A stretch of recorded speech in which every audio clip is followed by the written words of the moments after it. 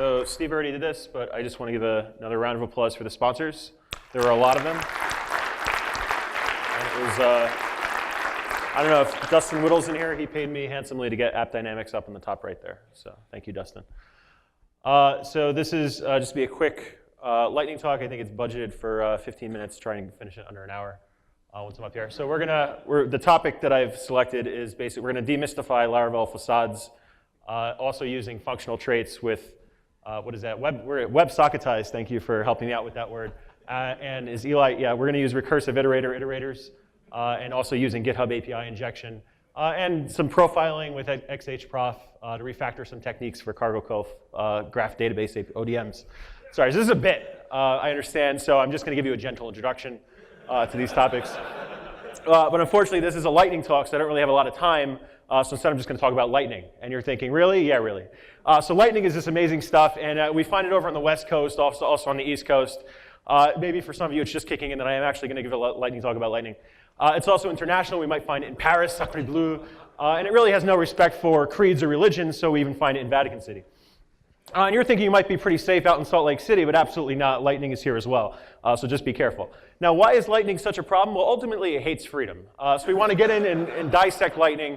So we're thinking, what is this magical force of lightning? Is it magical? Is it magical? We're going to study it. No, it's not actually magical. It's just an atmospheric phenomenon. So we can study it. We can calculate it. So approximately, how powerful is lightning? Well, it's about 1.21 gigawatts.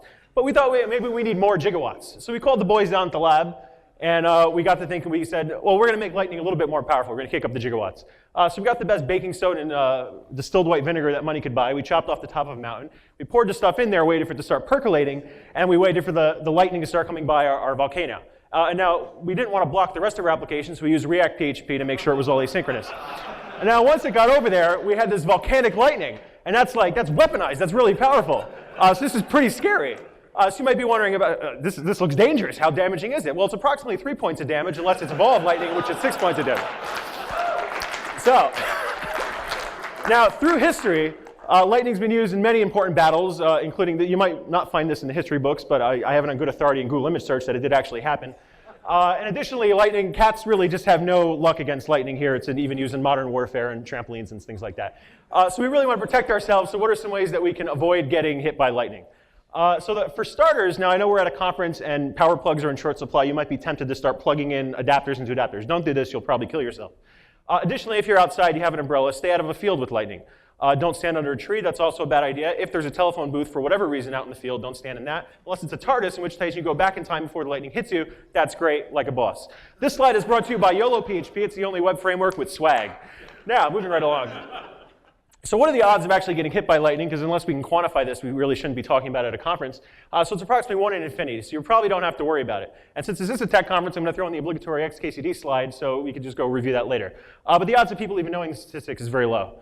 So lightning could be a friendly force. So we all know Pikachu. Pikachu's a great. He gets along with Snorlax. They get along like great. And then there's the Flash. He's a superhero. He has a lightning bolt, and so he's something to do with lightning there.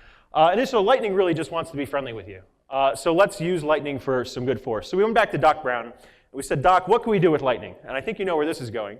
So Doc had this wild idea that we would capture lightning up on the clock tower, ferry it down to a DeLorean, and go back in time. That's fantastic. Additionally, we went back to Tesla. We said, well, can we use lightning for more inventive reasons to affect our everyday life, not just time travel? So microwaving lightning could be a nice little quick snack. It's very low in calories. It's a bit of a metallic aftertaste, so you probably don't want to eat too much of it. Additionally, it's great for charging cell phones in a pinch. And lastly, we thought we could create these Tesla coils and power vehicles. But nobody really wants to drive anything like this, so the Tesla company opened up and they made something a little sexier. And this is great, except you'll be going very fast and very far, so you might run out of lightning on the way. So we needed a way to bottle lightning. So we talked to these Amish farmers. They found a way to jar it up and sell it to us. And one day, lightning struck a rainbow and Neil Patrick Harris was born. That's a true story. Thank you.